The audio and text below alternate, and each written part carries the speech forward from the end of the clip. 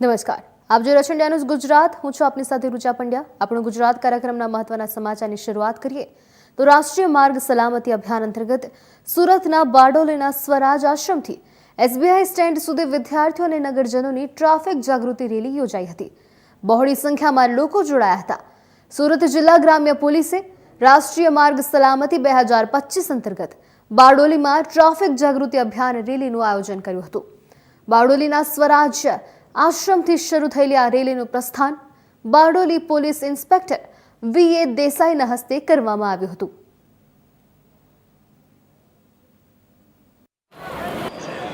આપણા બારડોલી ટાઉનના સ્વરાજ આશ્રમ ખાતે જિલ્લા ટ્રાફિક શાખા, RTO Bardoli, Hiren foundation, CIB team દ્વારા સરકારશ્રીના સૂચના મુજબ રાષ્ટ્રીય માર્ગ સલામતી માસ 2025 જે 1 જાન્યુઆરીથી લઈને 31 જાન્યુઆરી 2025 સુધી ઉજવવાનો હતો, પરંતુ સરકારશ્રીની સૂચના દ્વારા તેમાં 15 દિવસનો વધારો કરીને 16 ફેબ્રુઆરી 2025 સુધી તંત્ર ઉજવવાનું છે। જેના ભાગરૂપે સ્વરાજ આશ્રમથી એસબીઆઈ બેંક સુધી સ્ટેશન રોડ પર શાળાના બાળકો, કોલેજના બાળકો, એનસીસીના બાળકો, એસપીજીના બાળકો દ્વારા માર્ગ સલામતી અંગે રેલીનું આયોજન કરેલું હતું। જેમાં આપણે ભારતના લોકો, ગુજરાતના લોકોને, મેક્સિમમ લોકોને આપણે માર્ગ સલામતીનો સંદેશ આપી શકીએ તે અંગેનું પ્રદર્શન કરવામાં આવેલું હતું। તો હું મીડિયાના મિત્રો દ્વારા, મીડિયાના માધ્યમથી આપ સૌને વિનંતી કરું છું કે આપણે સૌ ટ્રાફિકના નિયમોનું પાલન કરીએ, જેથી કરીને ભારત અને ગુજરાતના લોકોનો મેક્સિમમ માર્ગ સુરક્ષાનો સંદેશ આપણે પહોંચાડી શકીએ। જય હિન્દ, જય ભારત। રાજકોટ મહાનગરપાલિકા કોઈને કોઈ વિવાદોમાં આવતી જ હોય છે અને જોવા મળતી હોય છે, ને ત્યારે વધુ એક આવો કિસ્સો સામે આવ્યો છે। ફરી પાછી એકવાર રાજકોટ મહાનગરપાલિકા વિવાદોના વંટોળમાં જોવા મળી રહી હતી। આ તકે વાત કરીએ તો રાજકોટ મનપા દ્વારા નિયમિત રીતે ભરતા ટેક્સ પેયરો માટે કેલેન્ડર બનાવવામાં આવ્યા હતા, જેમાં 2011માં બનાવેલા કેલેન્ડર પર 52 રૂપિયા ખર્ચ લાગ્યો હતો। 2025માં બનાવેલા કેલેન્ડરમાં 102 રૂપિયા જેટલો ખર્ચ લાગ્યો છે અને ત્યારે જેનો અંદાજિત ખર્ચ 1.37 કરોડ ગણવામાં આવ્યો છે। આ તકે મહત્વની બાબત તે છે કે એક બાજુ રાજકોટના મનપા ખર્ચમાં ચાલી રહી છે ને ત્યારે તેવી બાબત તો બીજી બાજુ રાજકોટ મનપા તે જગ્યાએ પીએમ મોદી અને સીએમ ભૂપેન્દ્ર પટેલના ફોટાવાળા 1,40,000 કેલેન્ડર છાપ્યા છે। સમગ્ર બાબતે રાજકોટ મનપા સ્ટેન્ડિંગ ચેરમેન જયમીન ઠાકર દ્વારા જણાવવામાં આવ્યું કે રાજકોટ મનપા કોઈ મની ક્રાઇસિસથી નથી ગુજરી રહ્યું। સાથે હિન્દુ તહેવાર અને હિન્દુ પંચાંગ માટે સાથે નિયમિત રીતે ટેક્સ ભરતા ટેક્સ પેયરો માટે આ કેલેન્ડર બનાવાયા છે। સાથે જ રાજકોટ વિરોધ પક્ષના નેતા વંશરામ સાંગઠિયા દ્વારા મનપાના સ્ટેન્ડિંગ ચેરમેન આડે હાથ તેમને લીધાને કહ્યું કે જો રાજકોટ મનપાને આટલે જ લોકોની ચિંતા હોય તો આ કેલેન્ડર પાછળ કરવામાં આવેલો જે ખર્ચ છે 102 રૂપિયા તે સીધા ટેક્સ પેયરોને બાદ કરી દેવા જોઈતા હતા તો સારું કહેવાય, પણ આ રાજકોટ મનપા અને ભાજપ સત્તાધીશો લોકોને લૂંટવાનું જ કામ કરી રહ્યા છે ને પ્રજાને રાહતનું કામ કરી નથી રહ્યા તેવું કહ્યું। રાજકોટ મહાનગરપાલિકાને તિજોરીના તળિયા ખાલી છે। ટેક્સ ઉઘરાવવા માટે રાજકોટ મહાનગરપાલિકા અવનવા પ્રયોગો કરે છે। નાના માણસોને દબાવી મકાન સીલ કરે છે, દુકાનો સીલ કરે છે, જેને લાખો રૂપિયા બાકી એની પાસેથી ટેક્સ વસૂલ નથી થતો। અત્યારે એક કેલેન્ડર કે જેની કિંમત આપણે રાજકોટમાં અનેક સંસ્થાઓ કેલેન્ડર બનાવે જેની કિંમત 20 રૂપિયા, 30 રૂપિયા, 35 રૂપિયા છે। રાજકોટની કિંમત 112 રૂપિયા, એક કેલેન્ડરની કિંમત 12 રૂપિયા છે। એમાં ફક્ત ને ફક્ત ભાજપના નેતાઓની વડાપ્રધાનથી લઈને કોર્પોરેટર સુધીની જાહેરાત સિવાય કશું નથી। હકીકતમાં લોકો પાસે ડાયરી હોવી જોઈએ કે જેમાં રાજકોટ કોર્પોરેશનના દરેક વોર્ડના નંબર હોવો જોઈએ, અધિકારીઓના, કમિશનર, જેના હિસાબે લોકો સુધી વાત જાય, લોકો ફરિયાદ કરી હોય તો ડાયરેક્ટ કરી શકે। એ ટાઈમ નથી, એ જાહેરાત માટેની ડાયરીનો એ લોકો પાસે પૈસા નથી, પરંતુ કેલેન્ડરમાં પોતાની જાહેરાતો થાય, પોતાના પક્ષની જાહેરાતો થાય, માન્ય વડાપ્રધાનની અને સીએમની જાહેરાત થાય। આના સિવાય લગભગ સીધું કશું કાંઈ કરવાનું રહેતું નથી એવું દેખાય છે। અને 138 કરોડ રૂપિયા, 1,38,00,000 રૂપિયાની જો આ કેલેન્ડર બનતા હોય તો રાજકોટમાં ઇતિહાસ છે કે આટલા કેલેન્ડર મોંઘા ક્યારે બન્યા હોય એવું, અને આજ પહેલી વાર બની રહ્યા છે, એ પણ મોંઘા બને। જે રાજકોટની પ્રજા અને ગુજરાતની પ્રજાએ હકીકતમાં આનો હિસાબ જો લેવો જોઈએ। હજી સુધી પહોંચ્યા નથી। હજી તો એ લોકોએ મેં મારા જાણવા મુજબ આજે એ લોકોએ એની જે પેટર્ન હોય એ તૈયાર કરી છે. ફોટા કઈ રીતે નરેન્દ્રભાઈના મૂકવા, કઈ રીતે નિત્યભાઈ ભૂપેન્દ્રભાઈના મૂકવા, કઈ રીતે મેયરના મૂકવા, કઈ રીતે સ્ટેન્ડિંગ ચેરમેનના, આ ફોટાની લાઈન ગોઠવતા હતા. એ આજે ગોઠવાય છે. પહેલો મહિનો ચાલુ થઈ જાવ, પૂરો થવા આવ્યો છે. 2 દિવસ બાકી છે. પહેલો મહિનો ઓલરેડી એમનામ જતો રહેશે. બીજા મહિના, ત્રીજા મહિનામાં કેલેન્ડર આવશે એટલે લોકોને કોઈ કામનો રહેશે નહીં. ઉપયોગ રહેશે ફક્ત 9 મહિના, અને 9 મહિના માટે તો ઘણા બધા 9 મહિનામાં કહી શકાય એવું ઘણું બધું થઈ શકે. જે પ્રમાણે 1 કરોડ રૂપિયા એમને માપી નાખે 112 રૂપિયામાં એક કેલેન્ડર પડવાનું છે, જે રાજકોટનો ને ગુજરાતનો ઇતિહાસ હશે. કારણ એક પણ કેલેન્ડર, રાજકોટના અનેક સંસ્થાઓના કેલેન્ડરો અમારી પાસે આવતા, હું એ લોકોને પૂછતો પણ હોઉં છું. કોક કે જે લોકો માટે કામ કરતી આ સંસ્થા છે રાજકોટ મહાનગરપાલિકા કે કોઈ પણ મહાનગરપાલિકા હોય. રાજકોટ મ્યુનિસિપલ કોર્પોરેશન દ્વારા નક્કી કરવામાં આવ્યું કે રાજકોટના જે લોકો છે, જે નિયમિત ટેક્સ ભરે છે, એને હિન્દુ પ્રણાલી મુજબ એક કેલેન્ડર આપવું. જેવી રીતે ટેક્સમાં અમે લોકો ડિસ્કાઉન્ટ આપતા હોઈએ છીએ કે એડવાન્સ ટેક્સ ભરે 10%, 15%નો જે સ્લેબ છે એ મુજબ, એવી રીતે નવું નક્કી કર્યું કે ભાઈ આ વખતે મોટા પ્રમાણની અંદર રાજકોટના લોકોને ટેક્સ આપવો જોઈએ, કેલેન્ડર આપવા જોઈએ. એ બેઝ ઉપર રાજકોટ મ્યુનિસિપલ કોર્પોરેશને કેલેન્ડર બનાવ્યા. ગઈકાલે પ્રિન્ટ મીડિયાની અંદર જે ઇસ્યુઝ આવ્યા હતા, એ ઇસ્યુને લઈને આપને જવાબ આપવા માગું છું કે કોઈ પણ જાતનું એમાં કશું કાંઈ ખોટું નથી થયું. 2011ની અંદર જ્યારે રાજકોટ મ્યુનિસિપલ કોર્પોરેશને કેલેન્ડર બનાવ્યા હતા ત્યારે 52 રૂપિયાનો ખર્ચ થયો હતો, અને આ વખતે 102 રૂપિયાનો ખર્ચ થયો છે. 14-15 વર્ષ પછી પાછી પ્રણાલી રાજકોટ મહાનગરપાલિકાએ ચાલુ કરી છે. આ કેલેન્ડર છે મિત્રો, આ કેલેન્ડર રાજકોટના લોકોને ખૂબ યુઝફુલ છે. આપણે જોઈ શકીએ છીએ કે ઘણી કોઓપરેટિવ બેન્કો, ઘણી સરકારી સંસ્થાઓ કેલેન્ડર બહાર પાડે છે. અને હાલમાં જ માનનીય ભૂપેન્દ્રભાઈ પટેલની ભારતીય જનતા પાર્ટીની સરકારે પણ કેલેન્ડર બહાર પાડ્યું છે. સરકારે, રાજ્ય સરકાર જ્યારે કેલેન્ડર બહાર પાડતી હોય ત્યારે રાજકોટ મહાનગરપાલિકાએ પણ કેલેન્ડર બહાર પાડવામાં આવ્યા છે. મની ક્રાઇસિસ છે ખરેખર મહાનગરપાલિકા, એવી પણ એક વાત છે કે મની ક્રાઇસિસ હોવા છતાં પણ આવો અધધ ખર્ચ કરવામાં આવ્યો. 1 કરોડ ને 37 લાખ જેવો ખર્ચ નો, ભલે કેલેન્ડર છાપો પણ આટલો બધો ખર્ચ ન હોત તો સારું, એ વિચાર છે. હું આપને સમજાવું, વિકાસ કામો માટે કોઈ મની ક્રાઇસિસ નથી હોતી. રાજકોટના લોકોનું મેં પહેલાં કીધું એમાં સેવા સદન છે. રાજકોટ શહેરનો સર્વાંગી વિકાસ કેવી રીતે થાય એના માટેની જવાબદારી અમારી હોય છે. કોઈ મની ક્રાઇસિસ છે નહીં. સરકાર દ્વારા પૂરતા પ્રમાણની અંદર રાજકોટ મહાનગરપાલિકાને નાણાં આપવામાં આવી રહ્યા છે.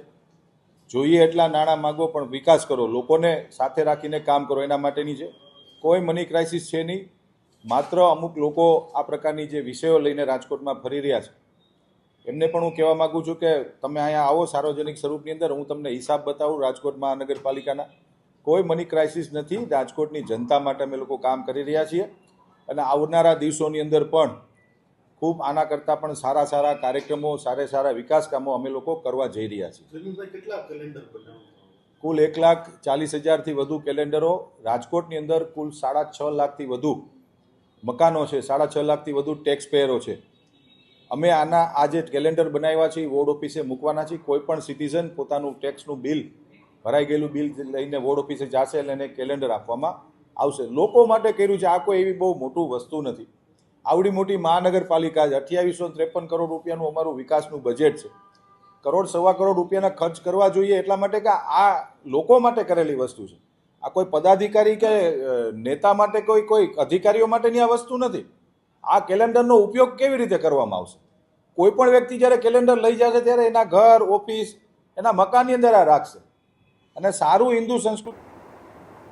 રાજકોટ સહિત સમગ્ર સૌરાષ્ટ્રની જીવાદોરી અને જીવ બચાવનારી સિવિલ હોસ્પિટલ આજે એક નિર્દોષના મોતનું કારણ બની છે.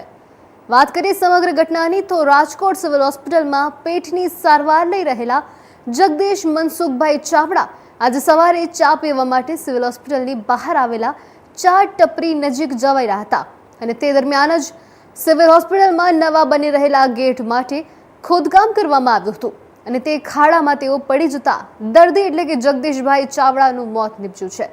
સમગ્ર બાબતે મૃતક જગદીશભાઈ ચાવડાના મોટા ભાઈ સંજય ચાવડાએ જણાવ્યું કે મારા ભાઈને પેટમાં સોજા થઈ ગયા હતા અને ત્યારે 3 દિવસ પહેલા રાજકોટની સિવિલ હોસ્પિટલમાં સારવાર માટે તેમને દાખલ કરાયા હતા અને આજે તેમની રજા પણ મળવાની હતી અને ત્યારે ડોક્ટરે તેમને ચાલવાનું કહ્યું હતું, જેથી સવારે મારા ભાઈ મૃતક જગદીશ ચાવડા ચાલીને હોસ્પિટલની બહાર ચા પીવા જઈ રહ્યા હતા અને ત્યારે સિવિલ હોસ્પિટલની બહાર ગેટ બનવા માટે ખાડો કરાયો હતો અને એમાં બેરિકેડ ન હોવાથી તંત્રની બેદરકારીને કારણે તે ખાડામાં પડી ગયા અને તેમનું મોત થયું અને જ્યારે તંત્રએ આ બાબતે ધ્યાન રાખવાની ખૂબ જ જરૂર છે, જેથી ભવિષ્યમાં પણ આવે કોઈ નિર્દોષ વ્યક્તિની સાથે આવી ઘટના ન બને તેવું પણ તેમણે કહ્યું. 2 દિવસથી દાખલ હતા, એડમિટ થતા. આજે 3જો દિવસ છે. આજ સાંજે રજા દેવાના હતા અને પેટમાં સોજો હતો ને એના માટે થઈને ડોક્ટર એમને હાલચાલ કરવાનું કીધું એટલે એ હાલવા માટે થઈને નીચે ઉતર્યા તો ત્યાં સિવિલના મેઇન ગેટ પાસે કામ ચાલુ છે, ખાડા ખોદ્યા છે, ત્યાંથી પસાર થતો હતો તો પગ ફસલો હોય કે શું થયું તો ત્યાં ખાડામાં પડી ગયો ને એમાં માથાના ભાગમાં ઈજા થઈ ને એમાં સિરિયસ અહીં સિક્યુરિટી વાળા એને હોસ્પિટલમાં લઈ આવ્યા ઇમરજન્સી વોર્ડમાં ને મને ફોન કર્યો કે આ ભાઈ, એટલે હું તાત્કાલિક આવ્યો તો કે આ કેસ ફેલ થઈ ગયો છે. કે બેદરકારી ખાડા ખોદ્યા છે એની બેદરકારી પૂરેપૂરી કહેવાય કે અહીંયા કા ફરતી તારાવાળી રીંગ બાંધવી જોઈએ ને કા 2-5 સિક્યુરિટી વાળાને અહીંયા બેસાડવા જોઈએ. બાકી આવું તો વારે વારે થશે. એમાં માણસ હાજર થવા હવે મરવા નથી. ભાવનગર જિલ્લાના સિહોર પોલીસ સ્ટેશનમાંથી નરસિંહ જાદવ નામના યુવકે બીજા માળેથી કૂદકો મારીને પોતે આપઘાતનો પ્રયાસ કર્યો છે. સિહોર પોલીસ દ્વારા યુવકને એક ગુમ થયેલી યુવતીની ફરિયાદ સંદર્ભે પૂછપરછ માટે પોલીસ સ્ટેશન ખાતે સવારે બોલાવવામાં આવ્યો હતો. પૂછપરછ દરમિયાન આ યુવકને અચાનક જ કોઈ વાત લાગી આવતા સિહોર પોલીસ સ્ટેશનના બીજા માળેથી તેને ઠેકડો મારી આપઘાત કરવાનો પ્રયાસ કર્યો હતો. આપઘાતનો પ્રયાસ કરનાર યુવક સિહોર તાલુકાનો હોવાનું સામે આવ્યું છે. યુવકે આપઘાતનો પ્રયાસ કરતા સારવાર અર્થે ભાવનગર સિવિલ હોસ્પિટલ ખાતે તેને ખસેડવામાં આવ્યો છે.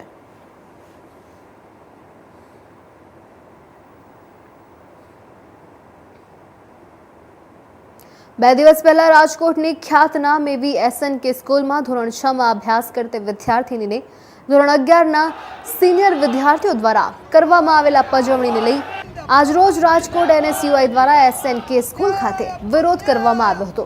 આ તકે સ્કૂલ પ્રશાસન દ્વારા NSUIના કાર્યકરોને અંદર નહીં આવવા દેતા NSUIના કાર્યકરો સ્કૂલનો ડેરો ટપીને સ્કૂલની અંદર હલ્લા બોલ કરી હતી અને વિરોધ કર્યો હતો. જે બાદ પોલીસ દ્વારા સ્કૂલમાં વિરોધ કરતા તમામ NSUIના કાર્યકરોની અટકાયત કરી યુનિવર્સિટી પોલીસ મથકે તેમને લઈ ગઈ હતી. ખાસ કરીને છેલ્લા 3-4 દિવસથી રાજકોટમાં આવેલી ખ્યાતનામ SNK સ્કૂલ દ્વારા એક ધોરણ 6ની વિદ્યાર્થીની કે જે છેલ્લા 3 મહિનાથી તેના સિનિયર વિદ્યાર્થીનીઓ દ્વારા એને ઉપર રેગિંગ કરવામાં આવતું હતું, તેને હેરાન પરેશાન કરવામાં આવતી હતી. ત્યારે આ દીકરી અને તેના ફેમિલી દ્વારા મેનેજમેન્ટને વારંવાર રજૂઆત કરી હતી, પણ ક્યાંક મેનેજમેન્ટ પોતાની સ્કૂલની રેપ્યુટેશન બચાવવા માટે થઈ અને કોઈ પણ પ્રકારના પગલાં લેવામાં નહોતા આવ્યા. ત્યારે આ દીકરીએ કંટાળી અને સોશિયલ મીડિયા અને મીડિયાના માધ્યમથી પોતાની વેદના ઠાલવી હતી અને પોતાનું દુઃખ કીધું હતું. ત્યારે છેલ્લા 3 દિવસથી આ ઘટના ચાલુ છે. ત્યારે SNK સ્કૂલનું પેટનું પાણી હજી હલતું નથી અને તે લાજવાની બદલે ગાજી રહી હોય એવું લાગી રહ્યું છે. ત્યારે આજે ગુજરાત NSUI દ્વારા SNK સ્કૂલનો ઘેરાવ કરવામાં આવ્યો કે જે આ વિદ્યાર્થીની ઉપર અન્યાય થયો છે એને ન્યાય આપવામાં આવે. બીજું કે જે RTEના વિદ્યાર્થીઓ સાથે ભેદભાવ કરવામાં આવે છે એ ભેદભાવ બંધ થવો જોઈએ. અને આ તો અમે જેટલી સ્કૂલો છે સેલ્ફ ફાઇનાન્સ એને કહેવા માંગીએ છીએ, રાજકોટની તમામ સેલ્ફ ફાઇનાન્સ શાળાઓને કે ચેતી જાજો. આવો કોઈ ભેદભાવ જો વિદ્યાર્થીઓ સાથે કરતા હોય છે, RTEના વિદ્યાર્થીઓને અલગ ટ્રીટ કરતા હોય છે, તો આવનારા દિવસોમાં તમારી પર ખેર નથી. NSUI સ્કૂલે જઈને હલ્લા બોલનો કાર્યક્રમ કરશે. ઝુંપડપટ્ટી હિતરક્ષા સમિતિ દ્વારા મહાનગરપાલિકા પરિસરમાં ધરણા કાર્યક્રમ કરવામાં આવ્યો હતો. મહાનગરપાલિકા દ્વારા ગઢેચી શુદ્ધિકરણને લઈ કબજો ખાલી કરવા નોટિસ પણ આપવામાં આવી છે અને ત્યારે આજે મહાનગરપાલિકાની સાધારણ સભા હોય છે, જે અંગે ઝુંપડપટ્ટી હિતરક્ષા સમિતિના સભ્યો ધરણામાં બેસી ગયા હતા. ઝુંપડપટ્ટી હિતરક્ષા સમિતિની એક જ માંગ છે કે ઘર સામે શાસકોએ વૈકલ્પિક વ્યવસ્થા કરી દેવી જોઈએ. તંત્ર દ્વારા સ્થાનિક રહેવાસીઓની કોઈ માંગણી સ્વીકારવામાં નહીં આવતા રહેવાસીઓનો વિરોધ પ્રદર્શનનો કાર્યક્રમ યોજવામાં આવ્યો હતો. નીલમબાગ પોલીસે ધરણા ઉપર બેસેલા લોકોની અટકાયત કરી છે. દિલ્હીમાં ભાજપ ચૂંટણી ઢંઢેરામાં ઝૂંપડપટ્ટીને રેગ્યુલાઇઝ કરવાની વાત કરે છે તો ભાવનગરમાં ભાજપના નેતા કેમ ચૂપ છે તેવા પ્રશ્નો કોંગ્રેસ પક્ષ દ્વારા કરવામાં આવી રહ્યા છે. ઓકે, આપનું નામ? પ્રકાશ વાઘાણી, પૂર્વ ભાવનગર સાહેબ. પ્રકાશભાઈ, ધરણાનો કાર્યક્રમ આપ્યો છે, શું કહેશો? આજે ભાવનગર ઝૂંપડપટ્ટી હિતરક્ષક સમિતિના ચેરમેન જયદીપસિંહ ગોહિલ, મહેબૂબભાઈ બલોચ, લાલભા, પારુલબેન, ગીતાબેન, હંસાબેનના આગેવાની નીચે આજે ધરણાનો કાર્યક્રમ રાખ્યો છે. અગાઉ પણ અમારા પ્રદેશ કોંગ્રેસ સમિતિના અધ્યક્ષ સતીશસિંહ ગોહિલ સાહેબ, જિગ્નેશ મેવાણી સાહેબ ભાવનગરમાં આવ્યા હતા, રેલી કાઢી હતી. ત્યારે આ શાસકોએ અધિકારી એમ કીધું હતું કે અમે બને એટલો સારો નિર્ણય લેશું, પણ આજ સુધી કોઈ નિર્ણય લેવામાં આવ્યો નથી. અને આ ભારતીય જનતા પાર્ટીની બેવડી નીતિ. જ્યારે દિલ્હીમાં વિધાનસભાની ચૂંટણી છે, ત્યારે ચૂંટણી ઢંઢેરામાં 1700 ઝૂંપડપટ્ટીઓ દિલ્હીમાં છે, એને સરકારી વસાહતો એ લોકોને મકાન આપવાની વાત છે, તો ત્યાં તમે ઝૂંપડપટ્ટીમાં રહેતા લોકોને સરકારી મકાનો આપવાની વાત કરો છો. તો ઓલરેડી અહીંયા તો લોકો 40-50 વર્ષ અહીંયા લોકો રહે છે. અમારી માગણી એટલી જ હતી કે આને વિકલ્પ વ્યવસ્થા કરી દે, પણ આજ સુધી નિર્ણય નથી કર્યો. એટલા માટે ધરણાનો કાર્યક્રમ રાખ્યો છે અને નીચે ના બેસવા દીધા, એટલા માટે અમારે બધાએ ઉપર આવવું પડ્યું. કાર્યક્રમ છે, શું કહેશો? ખાસ કરીને જો આ સરકારની એક જ નીતિ રહી છે, ગરીબોને હટાવો. ગરીબી હટાવવાની માત્ર વાતો કાગળ ઉપર જ આ સરકાર રાખી રહી છે. જો આ સરકારને ગરીબ લોકોની કદર ન હોય તો આ ભાવનગર, આ ગોહિલવાડ મહારાજા કૃષ્ણકુમારસિંહજીનું છે. મહારાજા કૃષ્ણકુમારસિંહજીનું એક સૂત્ર હતું, મારી પ્રજાનું કલ્યાણ થજો. તો જ્યારે અમે એ સમાજમાંથી આવતા હોય ત્યારે 18 વર્ણને સાથે રાખી અને અમે છેલ્લા શ્વાસ સુધી આ લડત લડવાના છીએ. કોઈ પણ ભોગે આ લોકોના મકાન અમે નહીં પડવા દઈએ એવો અમે સંકલ્પ લીધો છે. એના માટે અમારે જે કરવું પડે એ અમે કરશું. અત્યારે ગાંધીજીના માર્ગે અમે ચાલીએ છીએ. જો આ સરકાર, આ સત્તાધીશો અમને મજબૂર કરશે તો અમે આનાથી પણ વધારે ઉગ્ર કાર્યક્રમો કરશું, એની અમે જાહેરમાં ચીમકી આપી. મહીસાગર લોકર ક્રાઇમ બ્રાન્ચે દારૂ ભરેલી કાર ઝડપી પાડી હતી. એલસીબી સ્ટાફને બાતમી મળી હતી કે રાજસ્થાન તરફથી સંતરામપુરના લુણાવાડામાં લગભગ સંતરામપુરથી લુણાવાડામાં દારૂ ભરીને કાર આવનાર છે. ત્યારે એલસીબી પોલીસ દ્વારા સંતરામપુરના નાસિકપુર ગામ પાસે લુણાવાડા સંતરામપુર હાઈવે ઉપર વોચ ગોઠવવામાં આવી હતી. બાતમીવાળી કાર આવતા એલસીબી સ્ટાફે તેને રોકી તપાસ હાથ ધરતા વિદેશી દારૂની 1525 નંગ બોટલો મળી આવી હતી, જેની કિંમત 2,54,000, આમ કુલ મળીને 10,64,000નો મુદ્દામાલ કબજે કરાયો છે. એલસીબી પોલીસે દારૂ ભરેલ કાર સાથે લુણાવાડા આરોપી તોફિક હનીફભાઈ ભિસ્તીને ઝડપી પાડ્યો છે. સંતરામપુર પોલીસમાં કહી શકાય કે તેમની અંતર્ગત ગુનો નોંધાયો છે.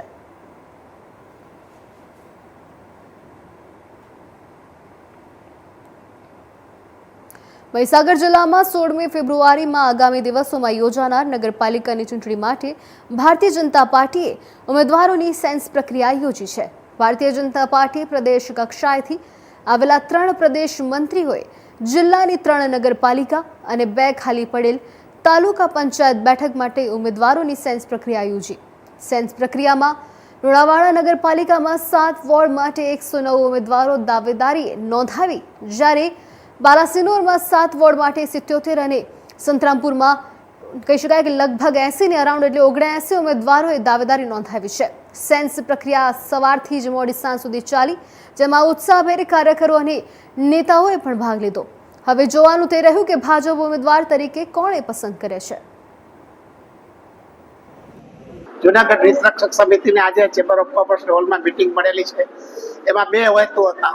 એક તો આ ચૂંટણી કોર્પોરેશનની જાહેર થઈ છે ત્યારે કોર્પોરેશનની ચૂંટણીના અનુસંધાને હિતરક્ષક સમિતિનો સ્ટેન્ડ શું છે, અને બીજું કે જ્યારે ગુજરાત હાઈકોર્ટમાં હિતરક્ષક સમિતિ દ્વારા પિટિશન કરવામાં આવી હતી અને વોકરાના બધા જ બાંધકામો દૂર કરવાનો નામદાર ગુજરાત હાઈકોર્ટની ડિવિઝન બેન્ચે હુકમ કરેલો છે, એના અનુસંધાને પણ થોડી ચર્ચા કરવાની હતી. આ સંજોગોમાં જ્યારે જેટલા લોકોએ અહીંયા પોતાના અભિપ્રાય વ્યક્ત કર્યા છે એમાં દરેકને કોર્પોરેશનના વહીવટથી સંપૂર્ણપણે અસંતોષ છે. એટલા માટે હિતરક્ષક સમિતિ દ્વારા અમે એક પ્રપોઝલ કરી છે દરેક પોલિટિકલ પાર્ટીને કે ભાઈ નો રિપીટ થિયરી રાખો. તમે જે બોડી અત્યારે જુનાગઢને નરકાગાર બનાવી દીધું છે એવી બોડીના એક પણ સભ્યોને ફરી ટિકિટ નહીં આપો. એટલે સભ્યોને ટિકિટ નહીં આપો એટલું જ નહીં, એમના સગા વાલાઓને પણ ટિકિટ નહીં આપો, નહીં તો બીજા માર્ગથી ટિકિટ મળી ગઈ છે એવું લાગશે. આ એક હિતરક્ષક સમિતિનો આજનો એજન્ડા હતો. બીજું, હિતરક્ષક સમિતિ જે કોર્પોરેશનમાં જે ઉમેદવારો ઊભા છે એમાં ભારતીય જનતા પાર્ટીના હોય, કોંગ્રેસના હોય, આપના હોય કે અપક્ષ હોય, જે લોકો અમારી સિદ્ધાંતો સાથે સંમત છે એને અમે ટેકો આપશું. આ સિદ્ધાંતોમાં ક્યાં છે?